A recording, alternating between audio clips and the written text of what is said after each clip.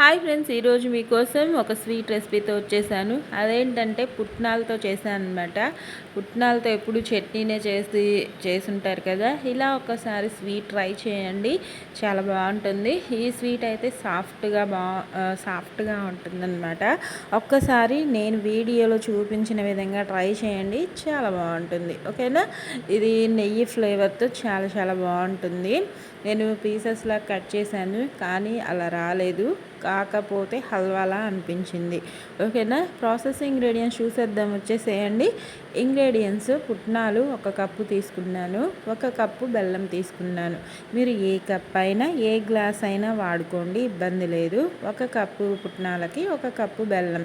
నేను 3 యాలకులు ఈ పుట్నాల్లోనే వేసి మిక్సీ పట్టేసుకుంటున్నాను. పౌడర్ లాగా మిక్సీ పట్టుకున్న పౌడర్ని పాన్ పెట్టేసుకొని స్టవ్ వెలిగించేసుకొని ముందుగా అయితే నెయ్యి వేసుకుంటున్నాను. నెయ్యి ఒక చిన్న స్పూన్తో అయితే 2 స్పూన్స్ వేసుకోండి.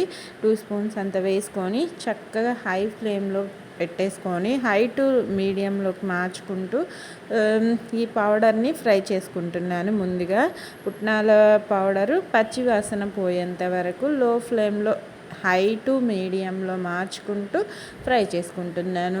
దగ్గరే ఉంటే అలా పెట్టుకోండి, లేకపోతే లో ఫ్లేమ్లో ఫ్రై చేసుకోండి. మాడిపోకుండా చక్కగా కలర్ మారనవసరం లేదు, మనకి స్మెల్ అర్థమవుతుంది ఈ పచ్చివాసన పోయింది లేనిది. ఓకేనా. చక్కగా ఫ్రై చేసుకొని ఈ పౌడర్ని పక్కన పెట్టేసుకోవాలి. ఈ నెయ్యిలో ఫ్రై అవుతూ ఉన్నప్పుడు మనకి తెలిసిపోతుంది ఫ్లేవర్ అనేది. అప్పుడు ఇంకా ఇది పక్కన పెట్టేసుకొని నెక్స్ట్ ప్రాసెస్కి వెళ్ళిపోవడమే. ఈ ప్యాన్లోనే నెక్స్ట్ ప్రాసెస్ కూడా చేస్తాను. ఈ పౌడర్ అనేది చూడండి, కాస్త కలర్ మారి, అంటే డీప్ కలర్ రాకూడదు, ఫ్రై అయితే సరిపోతుంది. ఓకేనా. ఇది ఒక గిన్నెలోకి తీసేసుకుంటున్నాను. తీసేసుకొని తర్వాత మనం బెల్లం ఆల్రెడీ దంచి పెట్టేసుకున్నాను కాబట్టి ఆ కప్పు బెల్లాన్ని ఈ టైంలో ప్యాన్లో వేసుకోవాలి. ఇదిగోండి, పౌడర్ అయితే ఇలా ఉంది.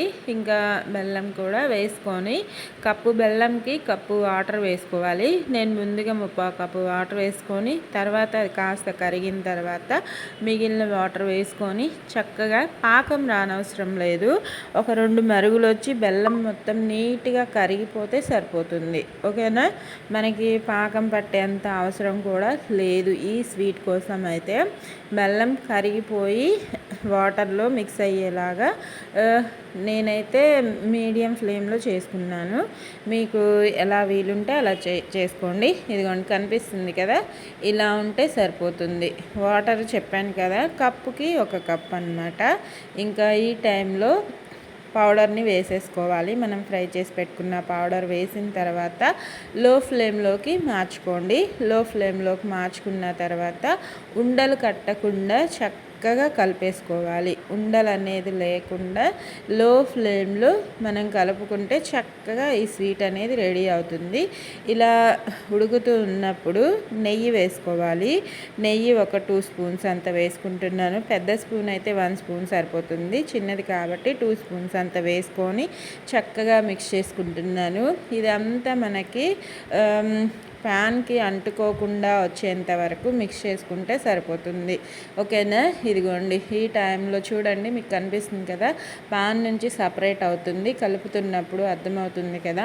ఈ టైంలో కూడా ఒక 2 స్పూన్స్ అంత నెయ్యి వేసుకుంటున్నాను. వేసుకొని చక్కగా నెయ్యి వల్లనే ఈ స్వీట్ రెడీ అవుతుందన్నమాట. ఇంకా వేరే ఇంగ్రీడియంట్స్ ఏమీ అవసరం లేదు. మీ దగ్గర నెయ్యి అవైలబుల్గా లేదు అనుకోండి, నూనె అయినా వేసుకొని ట్రై చేయొచ్చు, ఇబ్బంది ఏం లేదు. ఓకేనా. నెయ్యి వేయడం వల్ల స్వీట్ అనేది ఫ్లేవర్ఫుల్గా చాలా బాగుంటుంది తినేటప్పుడు. నెయ్యి ఫ్లేవర్తో ఒక ప్లేట్కి నెయ్యి అప్లై చేసేసుకొని ఇంకా ఈ ప్లేట్లోనే ఆ స్వీట్ అనేది ట్రాన్స్ఫర్ చేసుకోవాలన్నమాట. మనకి నెయ్యి వేయడం వల్ల అంటుకోకుండా సపరేట్ అయ్యే ఛాన్స్ ఉంటుంది. ఓకేనా. వేసేసుకొని ఈ స్వీట్ మిశ్రమాన్ని దీనిలో వేసుకొని బాగా చల్లారనివ్వాలి. ఏ రెసిపీ అయినా కొన్ని అయితే చల్లారిన తర్వాతనే మనకి కరెక్ట్గా వస్తాయన్నమాట. వేడివేడిగా ఉన్నప్పుడు ఇది కాస్త లూజ్గా అనిపిస్తుంది కదా, మనకి ఆ లూజ్ టెక్స్చర్ పోయి చల్లారి చల్లారాక కరెక్ట్గా వస్తుంది హల్వాలాగా. ఓకేనా. ఇంకా దీని మీద మీకు నచ్చిన డ్రై ఫ్రూట్స్ మీ దగ్గర ఉన్నవి అవైలబుల్గా ఉన్నవి వేసుకొని సర్వ్ చేసుకోండి. నా దగ్గర బాదం పప్పు ఉన్నాయి, అవి చిన్న చిన్న పీసెస్లా కట్ చేసుకొని స్ప్రింకిల్ చేసేసుకున్నాను. ఇంకా స్ప్రింకిల్ మీ దగ్గర జీడిపప్పు పిస్తా పప్పు అవి ఉన్నా సరే స్ప్రింకిల్ చేసుకోండి. నా దగ్గర ప్రస్తుతానికి బాదం పప్పు మాత్రమే ఉన్నాయి కాబట్టి వీటి వరకే వేసుకొని స్ప్రింకిల్ చేసుకొని ఇది బాగా ఫ్యాన్ కింద చల్లారబెట్టుకోవాలి. ఆ తర్వాత సర్వ్ చేయాలన్నమాట. ఎవరైనా ఇష్టంగా తినగలుగుతారు. టేస్టీ స్వీటు అప్పటికప్పుడు ఇంట్లో ఉన్న ఇంగ్రీడియంటే కదా. పుట్నాలంటే అందరి ఇళ్ళల్లోనూ ఉంటుంది. స్వీట్ తినాలనిపించినప్పుడు ఇలా ఒక్కసారి ట్రై చేయండి, సూపర్గా ఉంటుంది. ట్రై చేశాక మీకు ఎలా వచ్చిందో నాకు కామెంట్స్లో పెట్టండి. నా స్వీట్ రెసిపీ అయితే చాలా బాగుంది. నేను చెప్పడం కాదు, మీరు ట్రై చేయండి. ఎప్పుడు చెప్పే విషయమే. ఆరోగ్యంగా తినండి, సంతోషంగా ఉండండి. ఇంకా మరిన్ని వీడియోస్ వంటలతో మీ ముందుకు వచ్చేస్తాను. ఓకేనా. ఇదిగోండి స్వీట్ రెసిపీ. లాస్ట్ టెక్స్చర్ అయితే ఇదన్నమాట. పీస్ హల్వాలా అనిపించింది, అది ఏ పీస్ లాగా రాలేదు. ఇదిగో చూపిస్తుందని కదా, ఈ టెక్స్చర్లో ఉందన్నమాట.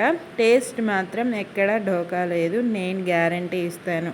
ఓకేనా friends, thank you for watching. ఇంకా మరిన్ని వీడియోస్ కావాలంటే నా ఛానల్ని సబ్స్క్రైబ్ చేసుకోండి. Bye friends.